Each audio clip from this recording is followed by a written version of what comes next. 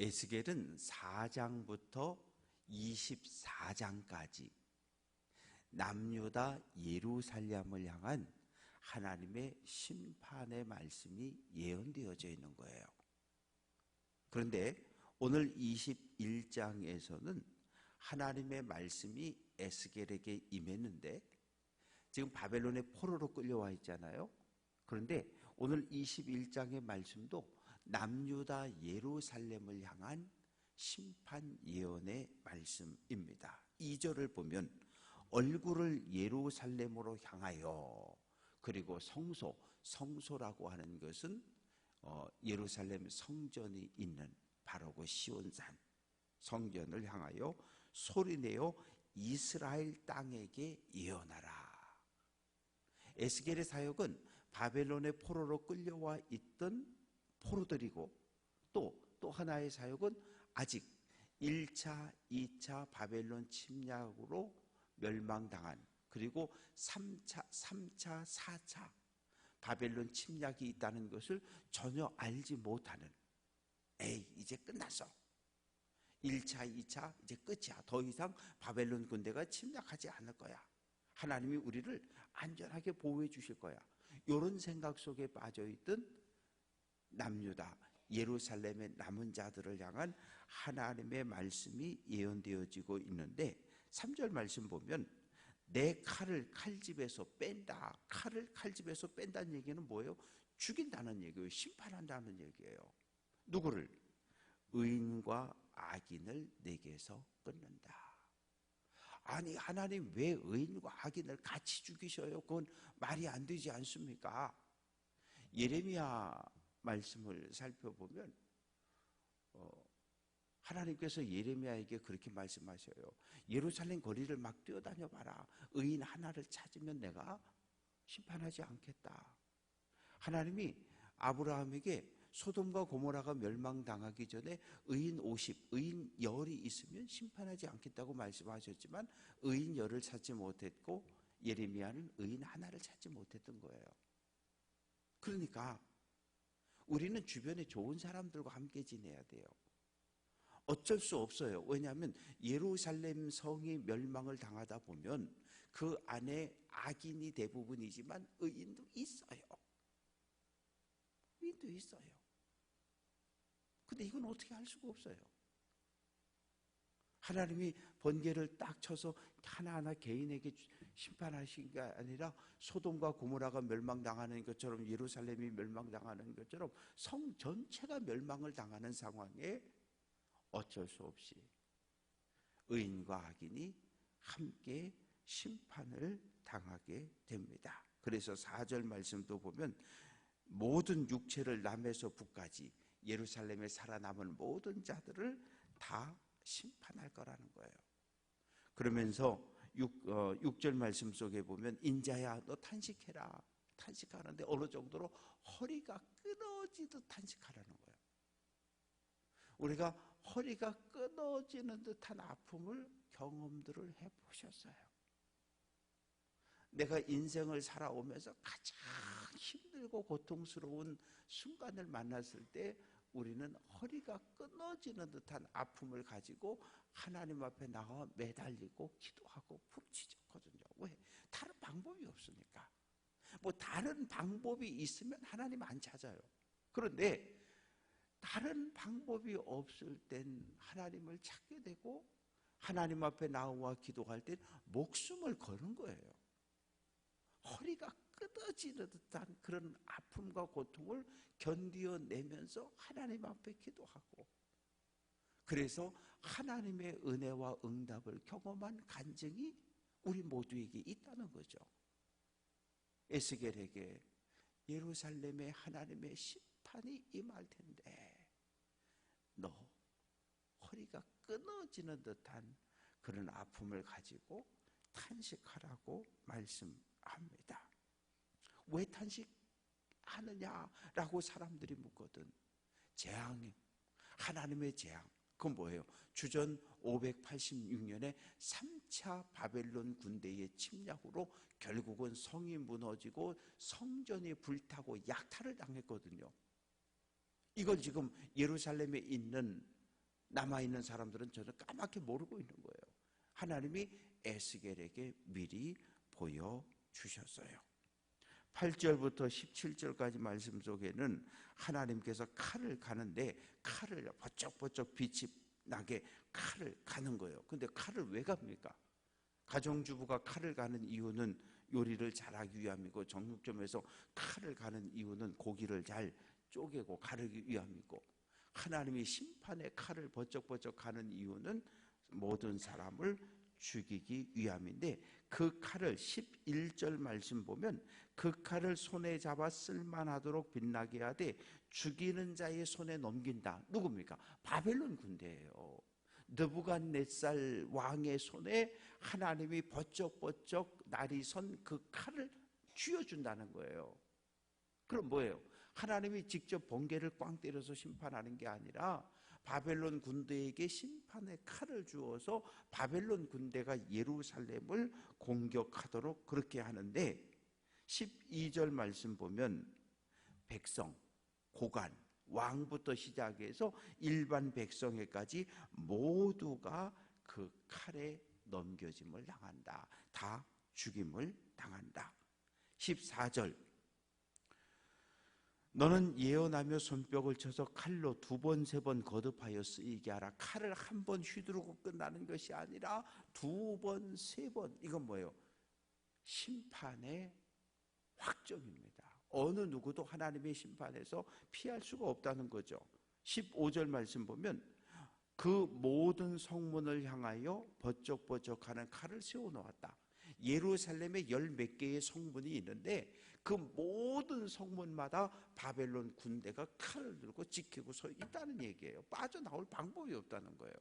구원받을 방법이 없음을 이야기를 합니다. 그래서 그렇게 해서 바벨론 군대를 통해서 남유다 예루살렘을 심판하면 17절, 나도 하나님도 내 손뼉을 치며 내 분노를 다 풀겠다는 거예요. 내 백성인데 거룩함을 잃어버린 남유다 예루살렘을 향한 하나님의 완전한 심판이 끝났을 때 하나님께서 그 마음에 쌓였던 모든 분노가 다 사라진다는 거예요.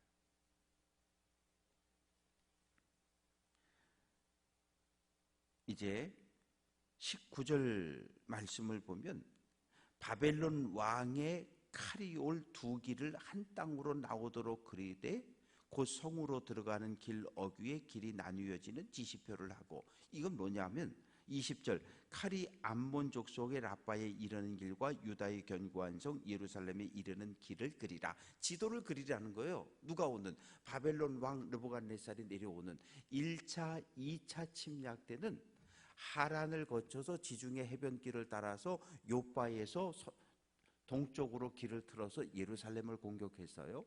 그런데 3차 침략 때는 다메섹에서부터 왕의 대로, 홍해까지 연결된, 아카바만까지 연결되는 왕의 대로를 통해서 쭉 내려오다가 암몬에서 딱 멈추는 거예요. 왜? 암몬에서 요단강을 건너서 예루살렘으로 공격해 올라와야 되니까. 이 느부갓네살 왕이 3번째 침략해 오는 이 지도를 그리라는 거예요. 그리고 느부갓네살 왕이 21절 말씀 보면 2길 어귀에 서서 갈래길이 있는데 어느 쪽으로 가야 예루살렘이지 어디로 가야 되지? 그것을 결정할 때에 화살, 옛날 사람들은 이 화살에다가 그 지명이나 글자를 새겨가지고 자기가 원하는, 그래서 화살을 흔들어 가지고 하나를 뽑든지 화살을 흔들어서 쏟아서 하나를 집어서 결정을 했다 그래요. 또 많은 경우 짐승을 잡아서 그 간을 꺼내서 간의 색깔이나 이런 것을 보고서 결정을 했다고 합니다. 그런데 화살을 뽑아도 간을 살펴도 방향이 예루살렘인 거예요. 그래서 느부갓네살 왕의 군대가 예루살렘을 향해서 진격을 하게 되고 22절, 오른손에 예루살렘으로 갈 점괘를 얻었으므로, 그래서 예루살렘 성을 포위하고, 공성태라고 하는 것은 굵은 긴 나무를 잘라서 앞에다가 쇠를 붙여서 성문이나 성벽을 쳐가지고 무너뜨리는, 그리고 성 높이만큼 흙을 쌓아 올리고, 그리고 사다리, 세워서 성을 공격해 들어가는데, 왜 그러면 느부갓네살이 예루살렘을 이렇게 공격하는 걸까요? 23절, 전에 그들에게 맹약한 자들은 그것을 거짓 전개로 여길 것이나. 지금 남유다 왕은 시드기야입니다. 시드기야를 왕으로 누가 세웠어요? 바벨론 왕 느부갓네살이 세웠잖아요. 야 시드기야, 예, 너 내 말 잘 들을 거지? 네. 충성할 거지? 네. 세금 바쳐? 네. 조공 바쳐? 네. 그래서 왕 세워놨더니 애굽이 살살 꼬셨어요. 근데 바벨론은 세금을 너무 과하게 매겼어요. 너무 많은 세금을 내다 보니까 너무너무 힘들어요. 그런데 애굽이 살살 꼬시는 거예요. 세금 많지? 네. 힘들지? 네. 야, 끊어. 어이, 큰일 나요. 아니야, 내가 도와줄게. 그래서 시드기야가 애굽 바로 말에 홀딱 넘어가가지고 세금과 조공을 딱 끊었어요. 그래서 느부갓네살이, 야 이놈 봐라, 분명히 내가 왕 세워줄 때 세금 잘 내고 조공 바칠 거 약속해서 왕 세워줬더니 약속을 어겨? 그래서 세 번째 침략을 하게 된 거예요. 그래서 26절 말씀 보면 관을 제거하고 왕관을 벗긴다. 이건 뭐냐면 왕이 사로잡혀서 포로로 끌려갈 것을 이야기를 합니다. 그러면서 27절, 엎드러뜨리고 엎드러뜨리고 엎드러뜨린다. 그러니까 하나님의 심판은 완전하다는 거예요. 확고하다는 거예요. 이제 28절부터 32절까지 말씀 속에는 두 가지 예언이 같이 있어요. 첫째는 28절, 29절은 암몬 족속에 대한 심판의 예언입니다. 암몬이라고 하는 이 나라는 이스라엘과 형제 나라예요. 형제 나라. 그런데 암몬이 왜 나쁘냐 하면 바벨론 군대가 쳐내려올 때 어디로 가야 하지 할 때 암몬 족속이 길잡이 역할을 한 거예요. 왕이요, 이쪽으로 가면 됩니다. 요단강 건너서 올라가면 됩니다. 암몬 족속이 바벨론 군대를 끌고 예루살렘에 올라왔어요. 그래서 하나님께서 암몬 족속도 심판을 당할 것이다. 28절, 29절에서. 그리고 나서 30절에서 32절까지 말씀 속에는 30절, 그러나 칼을 그 칼집에 꽂을지어다 내가 지음을 받은 곳 내가 출생한 땅에서 내가 너를 심판한다. 이건 뭐냐면 바벨론 군대를 향한 하나님의 심판의 선언이에요. 하나님은 바벨론을 들어서 남유다를 심판하시고 암몬을 심판하셨는데, 그리고 나서 이 바벨론도 하나님이 심판하겠다는 거예요. 아니, 하나님은 도대체 왜 이러실까? 바벨론 군대가 너무 잔혹해서 그래요. 오죽하면 바사왕 고레스가 바벨론 성을 공격할 때 성문을 활짝 열고 바벨론 성 사람들이 이 고레스의 군대를 환영했다 그래요. 왜? 너무 잔인했기 때문에. 역사 속에서 아수르 군대가 참 잔인하다고 소문났는데 아수르 군대보다 더 잔혹한 군대가 바벨론 군대였어요. 하나님이 이방 나라를 심판할 때 기준이 뭐예요? 이방 나라 암몬, 너네 하나님 안 믿었어? 그래서 너네 벌 받는 거야? 그런 적 없으셔요. 아수르, 너네 하나님 안 믿었어? 그래서 벌 받는 거야? 그런 적 없으셔요. 야 바벨론, 너 하나님을 안 믿어? 너 심판 받는 거야? 그런 적 없으셔요. 하나님의 심판의 기준은 이스라엘을 향해서는 하나님을 향한 신실함과 충성을 요구하셨지만 모든 이방 나라는 정의와 공의, 하나님이 정해놓으신 상식, 이성과 양심에 따라 하나님이 심판하는데, 하나님의 심판을 받고 멸망한 모든 나라는 아주 잔인하고 잔혹하고 자비와 긍휼을 베풀지 않았다는 공통점을 가지고 있어요. 바벨론 군대는 하나님의 심판의 도구로 쓰임을 받았지만 하나님께서 6대만 때려라 정신 차리게, 그런데 그냥 10대를 때려서 아예 죽여버린 거예요. 그래서 하나님께서 바벨론 군대도 심판할 것을 선언을 하십니다.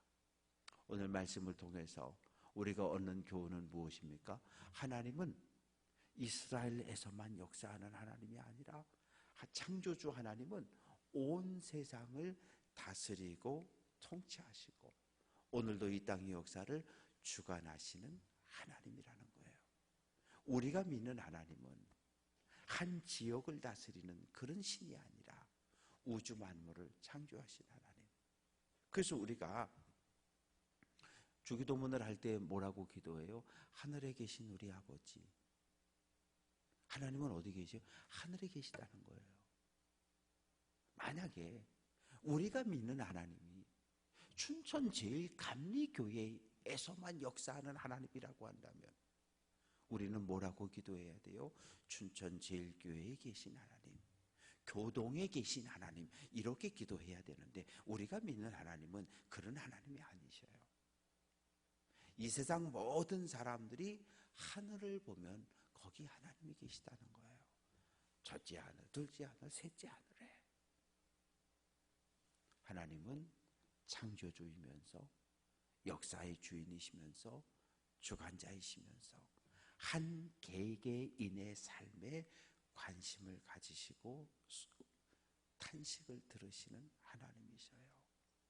바라고 소망하는 것은 오늘 한 날도 하나님의 말씀 마음판에 새기고 성령의 인도함을 따라 믿음의 길을 잘 달려갈 수 있는 귀한 성도들 될 수 있기를 주님의 이름으로 축원합니다.